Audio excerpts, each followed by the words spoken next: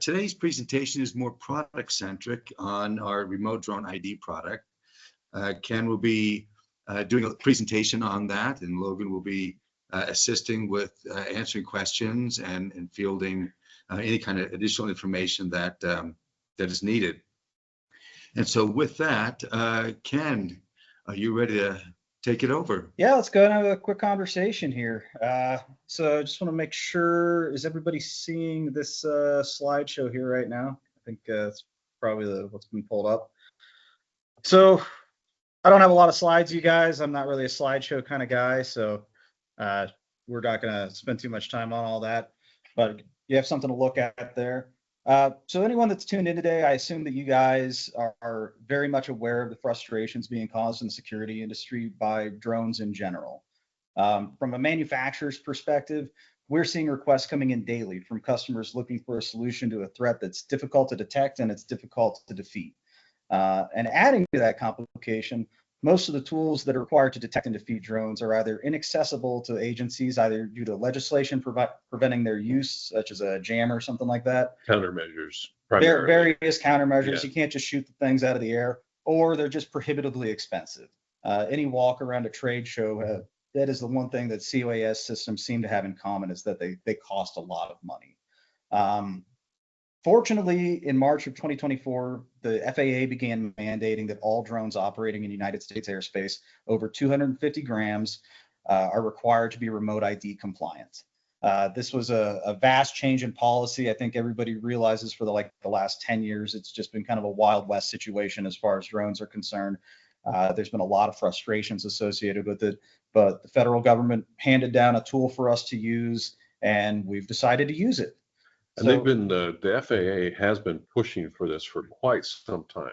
Absolutely. I mean, the original legislation was in September of 2023, when all drones, all commercial drones, were supposed to have the remote ID built into them. Yeah. They pushed that down the road a little bit. We've seen this coming for a ways off. I mean, the conversation has been going on. FAA has been spinning around about it. Like I say, the compliance, the mandatory part of it, that's what started here in March. But the indications that this is going to be a thing, and the compliance that started being generated through the market itself, really started several years ago. Yeah. And we've kind of been anticipating that. The vast majority of new commercial drones manufactured after September of even 2022 have included a form of remote ID built into them. And maybe we need to explain a little bit more about what that is. So for anyone not in the know, remote ID is a signal that transmits on Wi-Fi frequencies, and it broadcasts the drone's position once per second. It also broadcasts the position of the drone's operator at the same time. So this information is it's broadcast regardless of whether the drone is flying on waypoints or whether it's being live operated. So it presents a tremendous amount of information to the operator and to anyone that's willing to take that information, and it gives them some actionable work that they can actually do off of that. So anyway, so by detecting that remote ID frequency, this device, the Spotter Global remote drone ID, takes that information, and it can give you the position of the operator, it can give you the position of the drone itself, and it does all of this out to about 750 meters. So that's just kind of what we've worked up here in the most recent iteration of this. We've been testing these things for the last 2 years or so. We've been working on them. We've been working on this for years. Yeah, this has been something that's been going on. But a note on the range here, that 750 meters that we come up with, that is something that we have ascertained based on testing here at Spotter Global HQ, which is in an urban environment. There's a lot of tall buildings, there's a lot of traffic. Most importantly, there's a lot of competing Wi-Fi signals. Moral of the story is it's kind of a less than ideal situation for this thing to be operating in. And what we've kind of been finding is that when you put it in a more rural area, it actually extends quite a bit further. 750 is what we're pretty comfortable saying right now. Could be more, but like I say, we haven't quite zeroed in on that yet. So that's our conservative estimate. And I'd also like to point out that that's a 750 meter radius. So it's a circular pattern. So as you can see from this antenna, it's an omnidirectional antenna, which means it has a full 360 degree radiation pattern. Probably clarify, this is it. Yeah. Like that's the whole thing. goes up on a pole somewhere, operates off of PoE. You turn it on, you don't aim it. It's not difficult to install. This thing is not something that requires a lot of training. It's not something that you have to take out a big funding project for.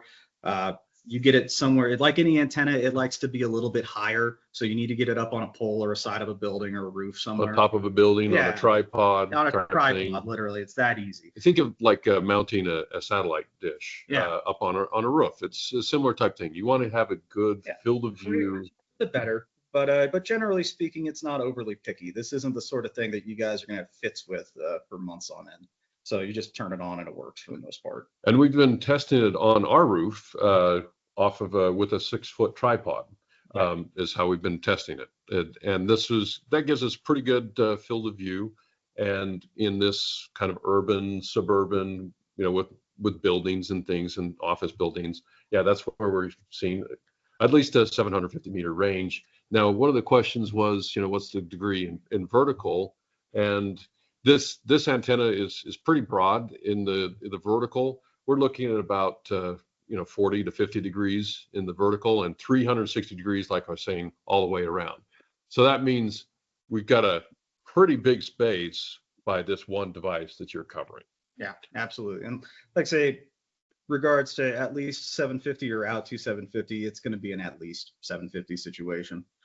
So anyway, with that remote ID, like I said, the biggest thing on it is, however, it's not just that it's telling you where the drone is. We've had technologies for years that'll tell you where the drone is oftentimes. It also tells you where the operator is. So for the price of admission on these things, again, I think from the slide there, introductory price of $9,995. You also receive the opportunity to do something actionable with the operator as well. Whether it be somebody who actually has some kind of ill intent for whatever they're planning on doing, or if they're just somebody who's ignorant and you want to go out there and intercept them and just have a conversation with them, inform them that what they're doing is maybe a little bit stupid.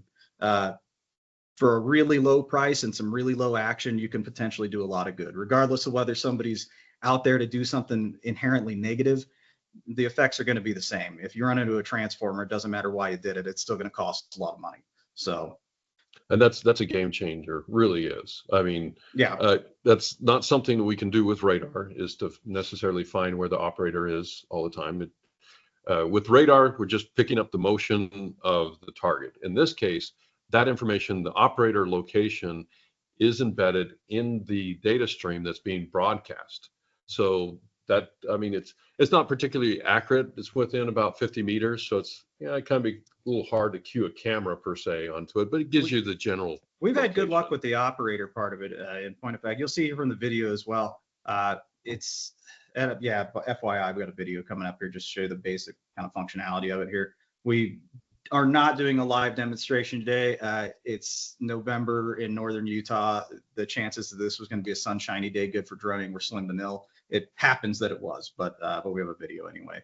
But as far as tracking down the operator, I mean, we've been within, I think we're rated to 50 meters, 50 meters. But it's been 10, 15 meters. I mean, if the guy's standing in a parking lot, you'll go find him every time. So it's been very, very encouraging. So anyway, that's kind of the 20,000 foot view here. Install, charge, term. We'll get to, we're gonna have a big Q&A at the end of this, and John's gonna field some of those, and we'll absolutely cover all that. So see if I had anything else I want to cover here with you guys. Time for the video. The one last thing I want to have a note on is just that this thing interfaces with our user interface just like every other one of our radars. If you have a spotter system, then this just goes right on a NEO and it plots out on the map just like anything else, any other target. So all of the rules and filters and any allowances that you already have put into your system, they're all applicable. You can still use geographic zones on it. You can still use time zones on it. You can still have a variety of different filters. Although that being said, with this thing, the false alarm rate, because it is a signal that's transmitted by the device itself, it's 100%. There's not going to be false alarms. If it shows up, it's a drone, which makes it a little bit easier. But again, if it does have a range, beyond that 750 meters and it ends up being something that's more than what you guys want, then that's very, very easy to restrict and make sure that you're only seeing alarms from the areas that you're interested in. And for those who aren't necessarily, current spotter customers, NIO is a command and control piece of software which really hooks different sensors to other legacy video management systems or other access control systems. It's kind of like the glue that takes the sensor data, analyze that data, and then do some action according to that. And what you'll see in this video is that user interface, because this device, all it does is it says, okay, here's where the drones are. It outputs data in a particular format, and then that data needs to be interpreted, visualized, and acted upon. So as part of the system, you will need a networked I/O or a NIO appliance. What that is, that's software that makes the connection between the sensor data and then the rest of your system. And that could be a whole system. You don't necessarily need a VMS, even though you can feed the alarms through the NIO to the VMS. NIO at this point has been around for 10 plus years. We've got integrations and interfaces with a variety of different VMSs and annunciator systems out there. So however you choose to interpret that pane of glass, however you choose to receive that information, we can accommodate it. It's just a matter of, whatever you guys want to see. And if you just want something simple and basic, we can accommodate that as well. So anyway, without further ado, I'll go ahead and play a short video. It's like a minute, 30 seconds or something. It just gives you kind of a general overview of the idea here for those who haven't seen NIO before. And we'll just get straight into a question and answer round, and hopefully we can be as informative there as possible. So please share any questions you have in the chat section of this whole operation. And then John's going to play interviewer for us here in a little bit. So I will click some mouse buttons here and get over to where we're going.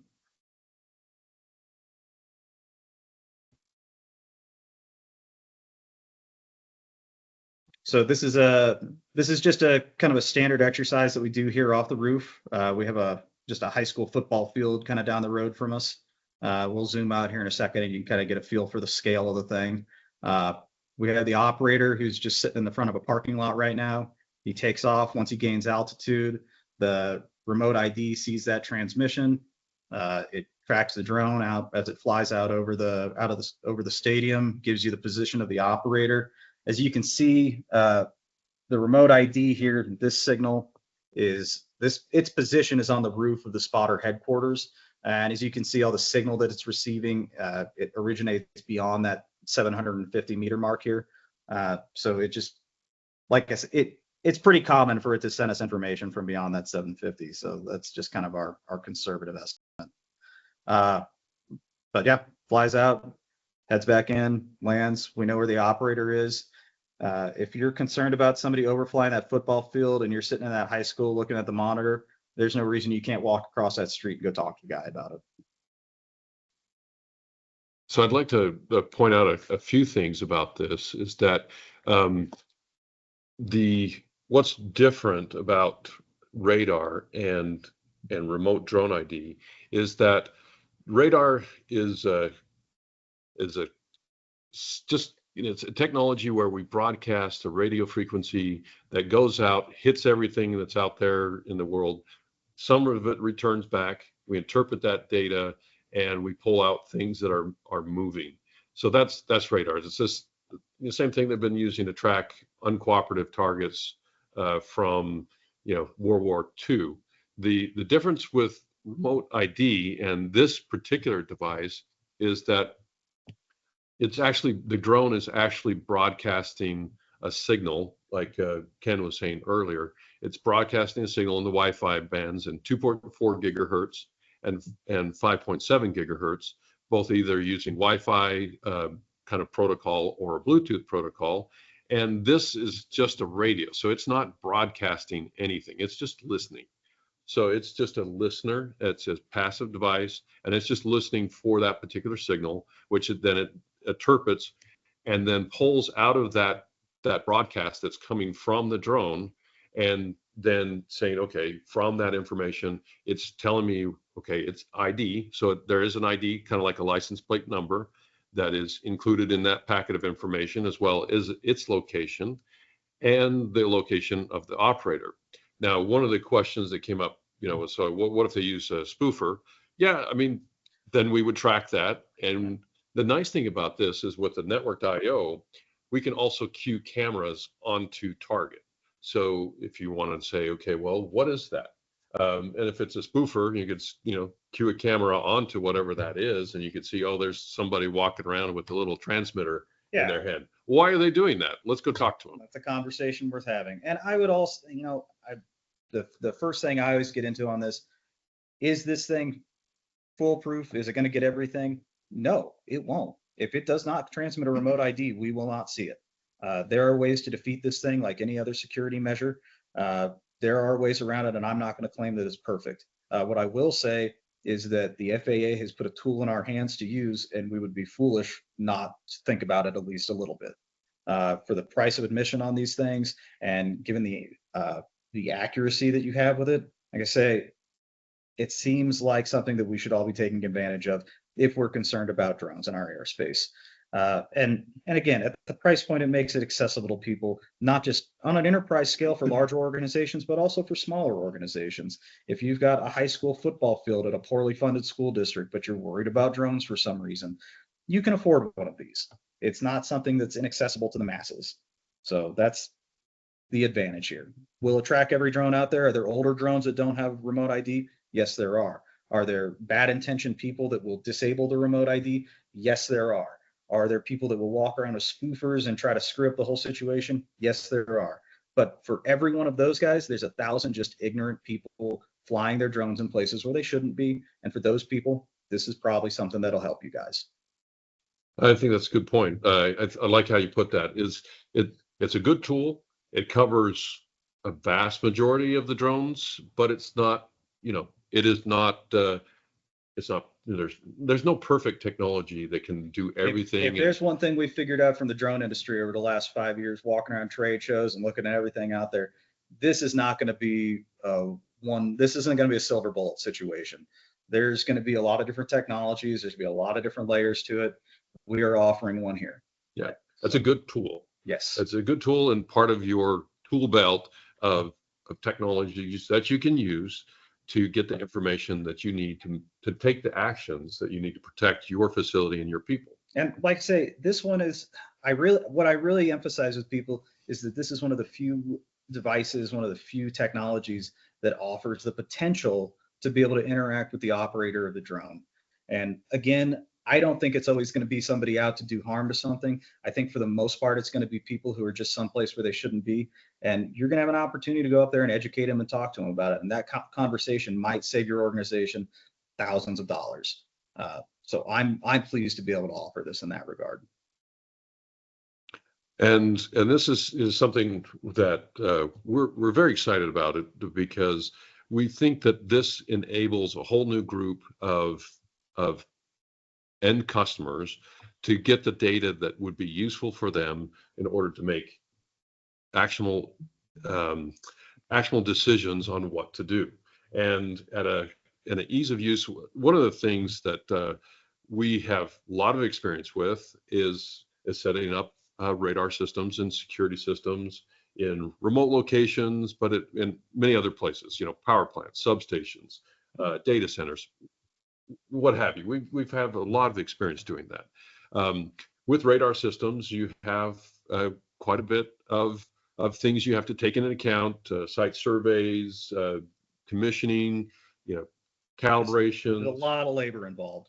Quite a bit. Yeah. Now with this, it's much more simple. It really is, because the precise GPS coordinates of the target is being broadcast by the target itself. Makes things a whole lot easier.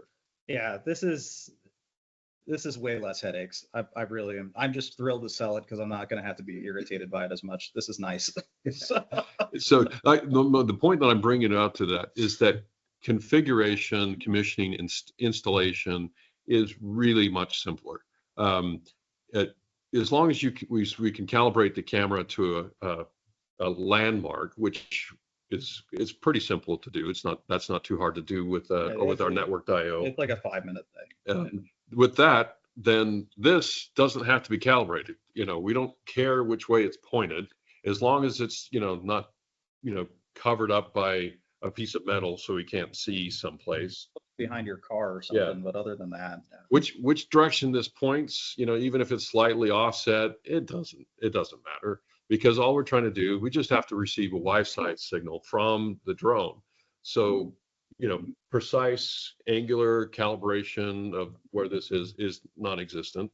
Then we can, all we have to do is calibrate the camera onto a landmark, so that once the camera is calibrated, then we can cue the camera onto target if the customers or the situation warrants, so they want to see a live video feed of the drone, so they can maybe say, okay, well, is it carrying a payload?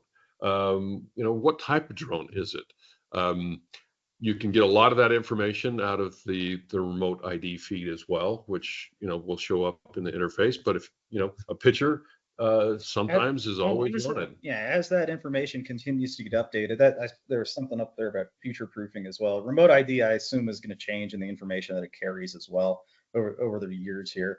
It's just like anything else. But again, we're just receiving that signal, and we're taking that information and pumping it into Neo on a JSON stream, I believe. And it's whatever data's on that, we'll update it as necessary. But as far as future proofing is concerned, it's going to be a minor matter on our end. Like I say, if they change the frequency on us, then we'll have to spec a new antenna, but that would be a bit of a stretch as well. Yeah. So there's a couple of questions I think we can address with this. Yeah. Let's see. We have one question here from John, who talked about install charges, and I guess maybe if we're gonna, you spoke a lot about that, but can this be user installed? Is it system integrator installed, or who's going to install this, and what can they expect the price to be, ballpark, and components? And I think for the specific ones, we'll have to look at the situation before we could provide a quote. But the installation, like we said, is pretty simple. And the biggest obstacles you will have on the installation of this device are probably the same obstacles you have on any security device. It's going to be your internal IT situation. The hardest part about this is going to be, it's an IP-based device for just port forwarding, getting the thing thrown in across your network so it lands on the server somewhere. That's going to be the biggest fight. Mounting it is nothing. Power is just APOE. Like, it's not a complicated thing to install. It's something that any technician could do in a couple hours. Like I say, the only difficulty is going to be your IT department, and I assume you all have already faced that. Yeah, I wanted to expound on that a little bit. Right, you can see right here, this is the input port. So it's a single connection that has power and Ethernet. So active power over Ethernet is how this is powered. So your standard active power or APOE switches will power this. Power consumption is on the order of what, like 10 watts, I think? It's not very much. I think it's less. We will have to check on that. We'll double check on that. But it's easy to power this up off of a small APOE switch. And then you just have a single field dressable connector, waterproof connector that comes into the back of this. This is the ball mount. It's a new mount that we've developed. It'll mount, we use for mounting radars, but also this. It's kind of our universal mount. The real great thing about the ball mount is kind of the directional aspect of it, but in this case, we don't need any directional aspect of it, so we just use the same mount. Yeah. So John pulled up the data sheet. It's 6 watts. 6 watts. There you go. 6 watts. So very low power. Yeah. Which, that's nice. You can pretty much, power it up by anything, with 6 watts. That's very, very low power. So you can stick this on a mobile surveillance trailer pretty easy. And then, it's a matter of running the cabling up the pole or up on a tripod, wiring it into this. And again, I mean, if this is something that you're looking at as a mobile solution, maybe you're a police department that would like to have some kind of drone solution for events. This is something that you can just keep in a closet somewhere and bust out whenever you have an event, set it up on a tripod, and then you have pretty respectable coverage with very little effort. So, and again, if you're just putting it on a tripod, and you're not doing a hardened install, you're just screwing the thing on and turning it on. It's 5 minutes with a local interface. So yeah, and so this will be you definitely this will be available through our regular system integrators, our resale partners that you can see on our website. Companies like Honeywell and others will be able to support you if you're an end customer on this. And that's one of the ways that you'll be able to get this. Excellent. There's another question here about, I think we've answered this. Does it only work with compliant drones? And so I believe that went through. Hopefully we addressed that question. But I would say yes. Just to confirm that yes. Just a definitive yes on that one. It will only be with compliant drones. Yes.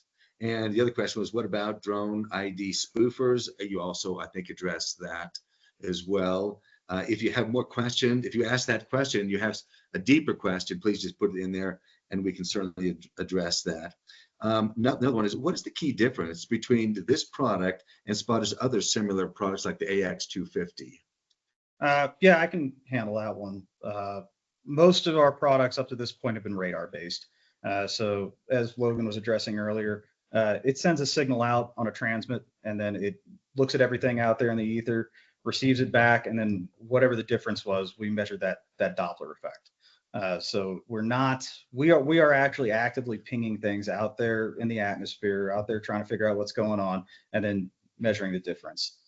This thing is just receiving information. It's not appreciably more like an old broadcast television. You have the antenna up on the roof, and it's going to receive the signal that's being pumped out from the stations. In this case, the drones are the stations, but this is your rabbit ears. So excellent. And then one of the questions was, deploying with multiple systems. Say you have bigger than a 1.5 kilometer, basically that's 1 mile diameter, area you want to cover. So you have more than that. In the networked IO, it is very easy to have multiple sensors. These don't interfere with each other because they're just passive. So in radars, you do have to look at, say, okay, we have overlapping radar RF transmission frequencies. You don't even have to worry about that. Oh man, I tell you, if we had problems with overlapping radar frequencies and stuff, we would not be able to operate this thing on the roof, because it is an absolute mess of technologies and frequencies up there, all in constant conflict with each other. But this thing doesn't care. Yeah, I mean, this operates, like Ken was saying earlier, it's in the Wi-Fi band, so it's at 2.4 gigahertz and 5.7 gigahertz. It's a listener, so it's passive. It's not transmitting. So you can have many of these. So if you have a much bigger area in networked IO, you just add this in as a device, if you're familiar at all. But it's just a matter of going through and saying, okay, here's my device. Here's the IP address of my device.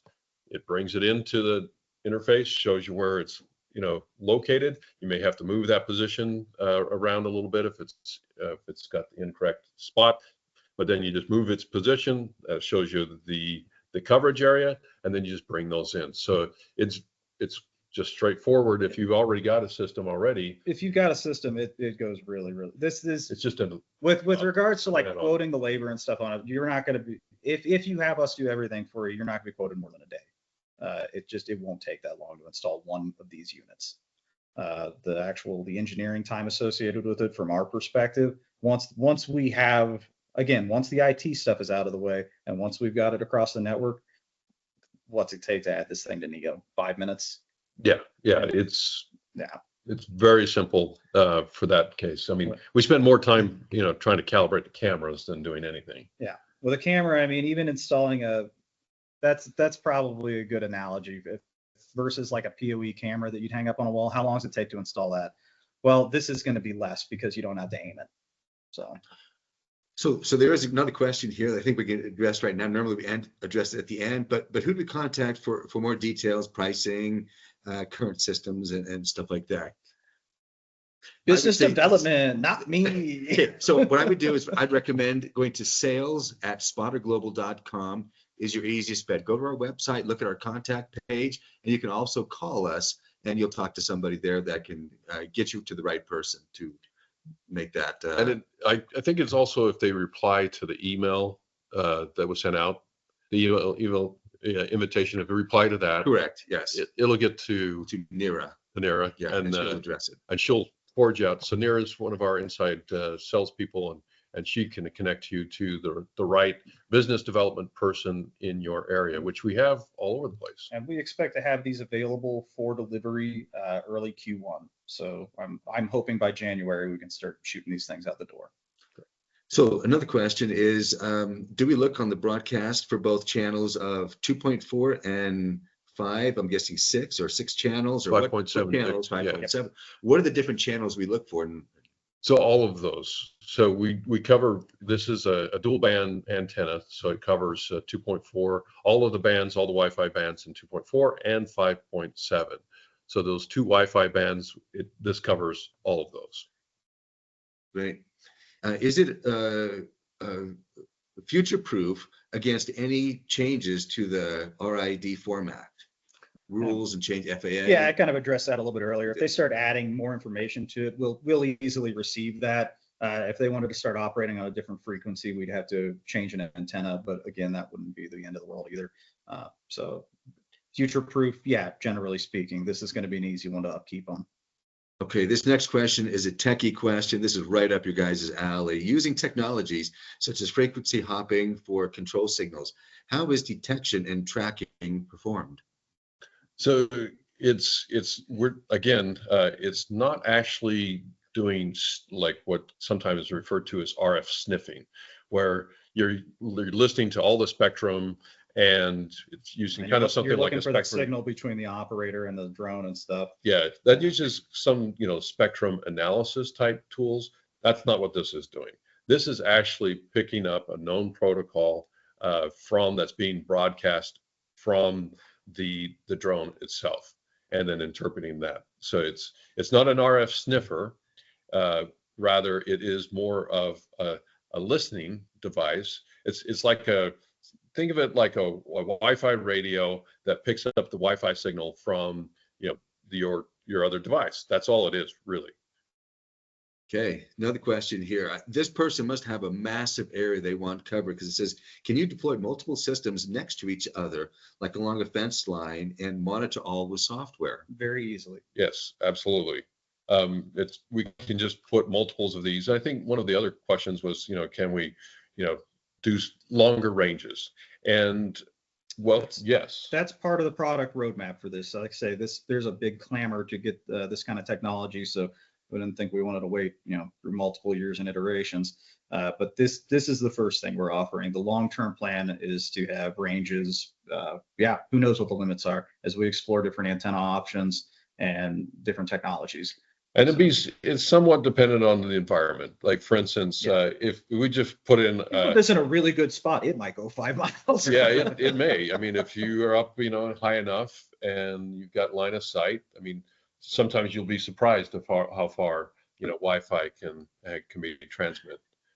I want to answer this one for John right off the bat. $9,995. That's the price.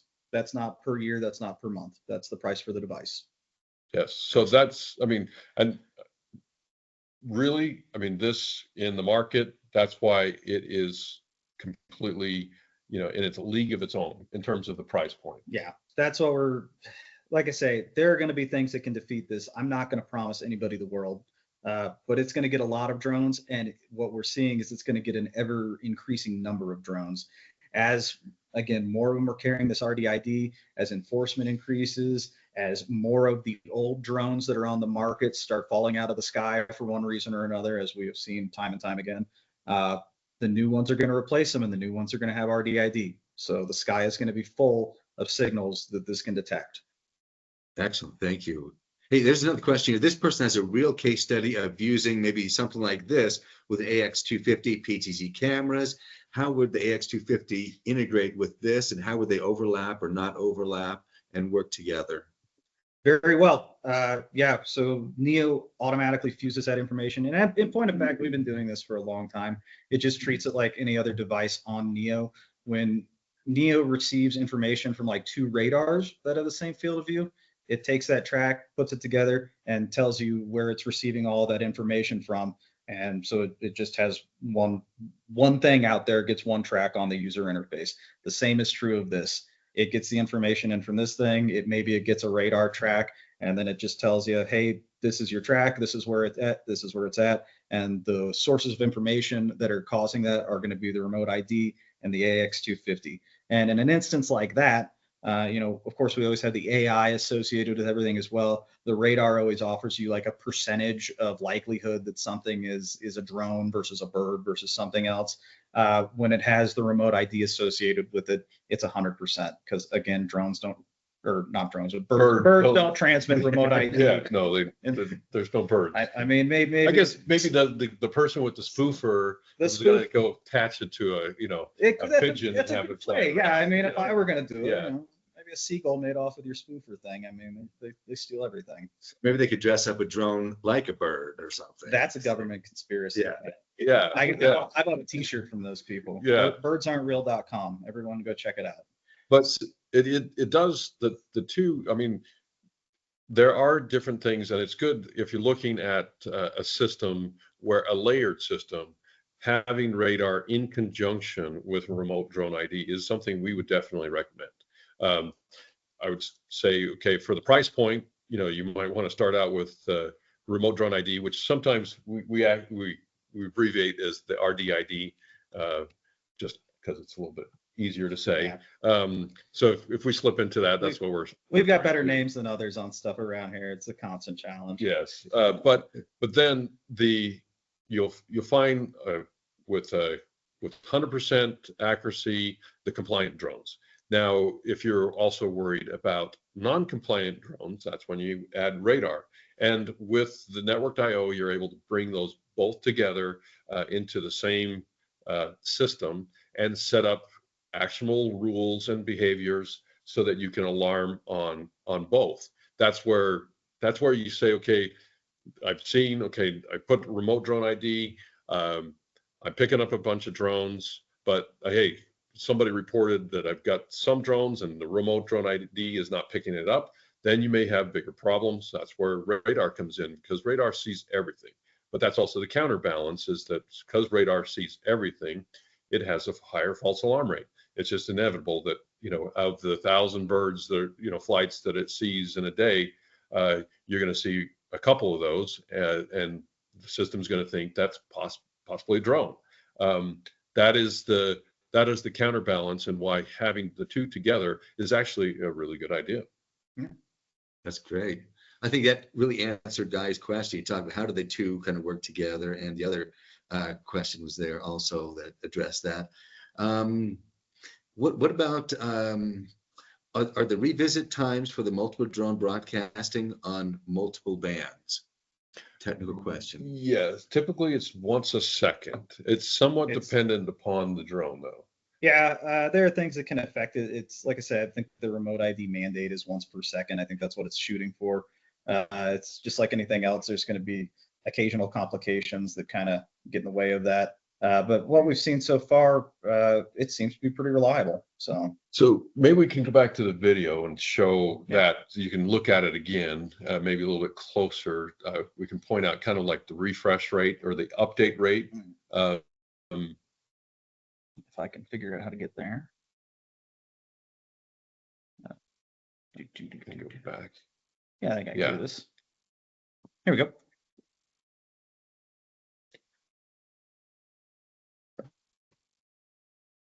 So as you see that drone icon move, that's every time that we're getting an update. You can see that a pause there for a little bit, looks like we missed a packet. Probably missed one, yeah.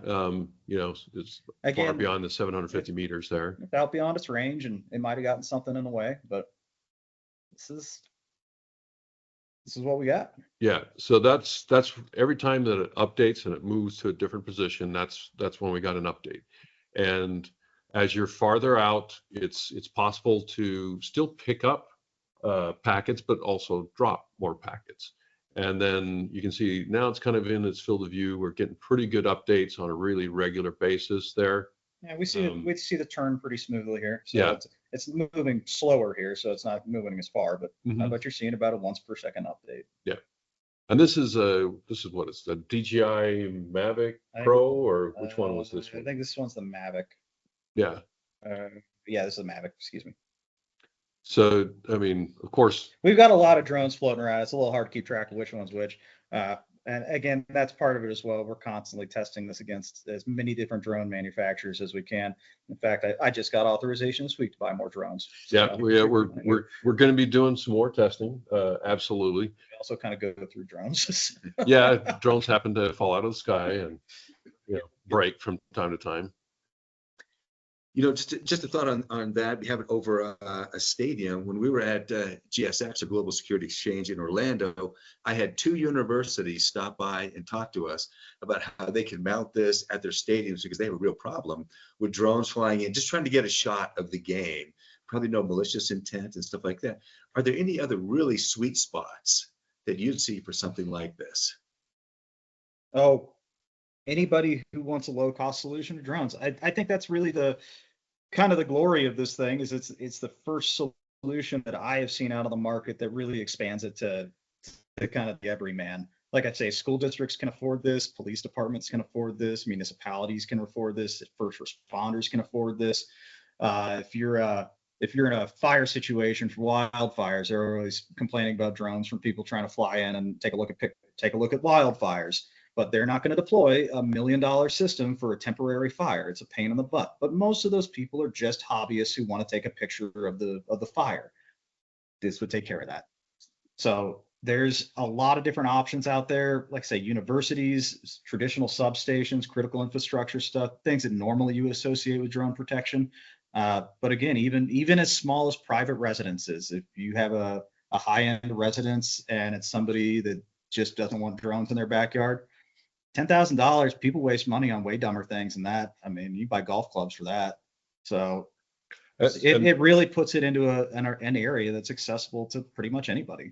And there is to bring into network.io, you do have to buy license points. It's for a non-expiring license, it's like $600 for a non-expiring license. Mm-hmm. And for those who want to try this out, who are not even not wanting to buy this right off the bat, one of the things that we are offering is kind of a rental program.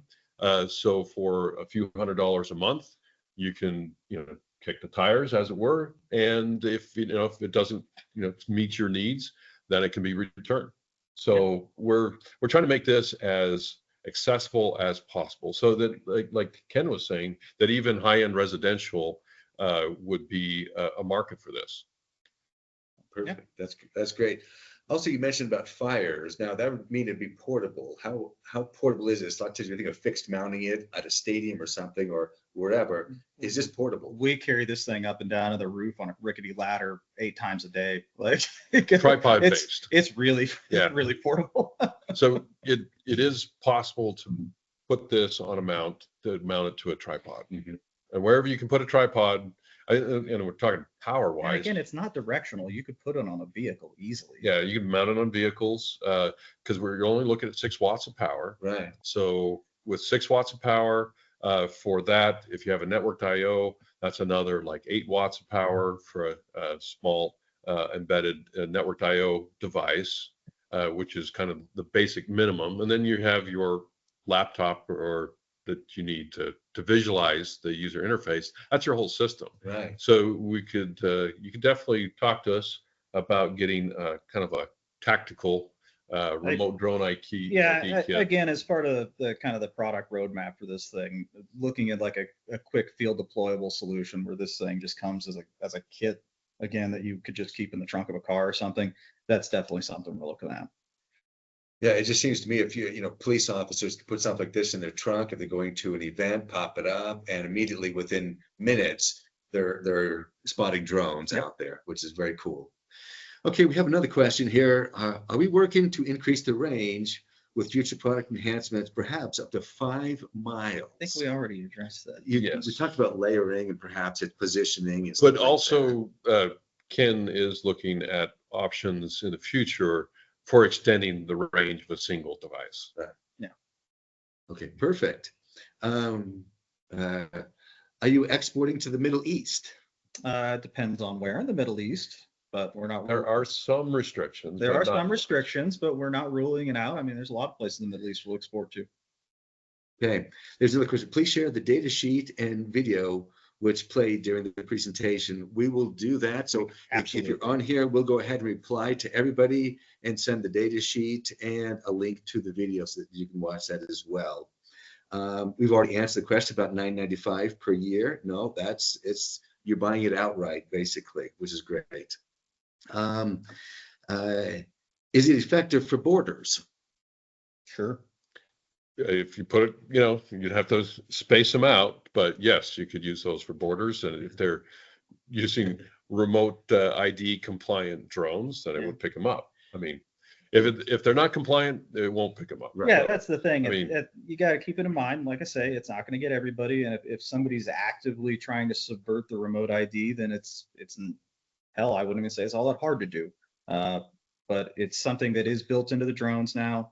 It's not as easy to disable it though. Yeah, like with the RF sniffing stuff, it was always, if it's flying on waypoints, then you're not going to have a signal between the operator. Mm-hmm.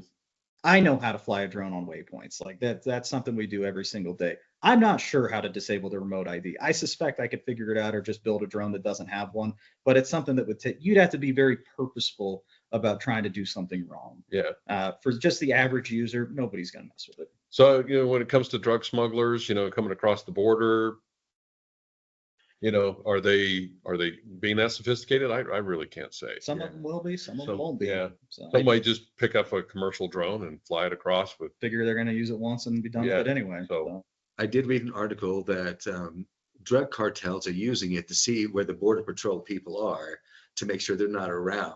Mm-hmm. Something like this could help mitigate that. Something like this.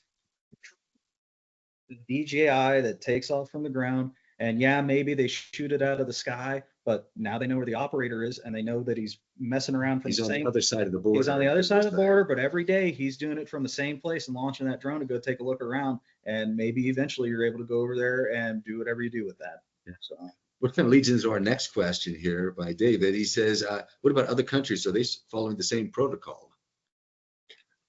So yes, I mean to a point where it's not necessarily mandated in all countries. Since the U.S. is mandating it, the Europeans have also kind of jumped on to the same bandwagon, and so that mandate is affecting it's just kind of like California laws when it comes to automobiles and so forth. That's kind of pushed the whole industry. It's easier for them just to build it the same way than it is to build it differently for different places. Mm-hmm. So even though there's many countries that aren't necessarily mandating it, because they're commercially available drones and the US is mandating it, most of all of the new drones that are being built commercially already come with it built in. And so they don't want to make another product just for one particular area. So right. Yeah, that makes sense. Okay, next one. And I think this has been addressed, but let's just go ahead and go through it again. It's talked about the licensing. Is it just the $9.95? Is that everything, or additional licensing costs, per device and so forth? Mm-hmm. Yeah, so the $9.95 is for the device itself, and that's a one-time fee. That's just a hardware payment. The Neo, if you have Neo already, then you just have to buy a license for the device. We're saying $600 right now for that. Yeah, for the device of this type. Just for that device. So you're looking at $9,995 plus $600. And if you're a competent user that knows how to add devices to your system already, you can probably do this on your own. If you need us to come out and help you, there'll just be probably a day of engineering time and travel costs associated with it. If you don't have Neo, there's a number of different ways you can get Neo. There's both hardware options and cloud options for that. What you choose will affect the price. What's our current spread right now on Neo options? Well, the base Neo starts around $6,000, and then depending on how many devices, but that's where you get started is $6,000. And so you're looking in a total kind of a total beginner system with this device with the Neo, with the license point, kind of around, $16,000 to $17,000. Yeah. If you don't have any camera, you're gonna have to get a camera associated with it as well. If you want to have one, you don't have to. But if you'd like a camera, then that's going to be an additional cost as well. But long story short, if you're starting from scratch, we'll keep you under $20,000. And for those who are looking at it, again, let's say, we're open to exploring rental options. Yeah, if you're so inclined, these will be offered on a rental program as well. And that will be ameliorated as, I think, just a few $100s a month. Like I like to say, it's less than Buffalo Wild Wings spends on their cable. So.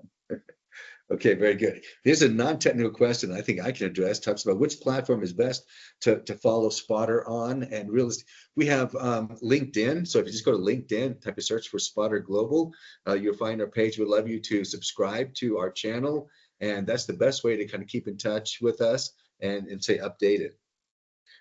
So we encourage everybody to do that. We'd love to communicate with you in that forum. There's no one here about getting ID from radar. Can we classify friendly and not generate alarms?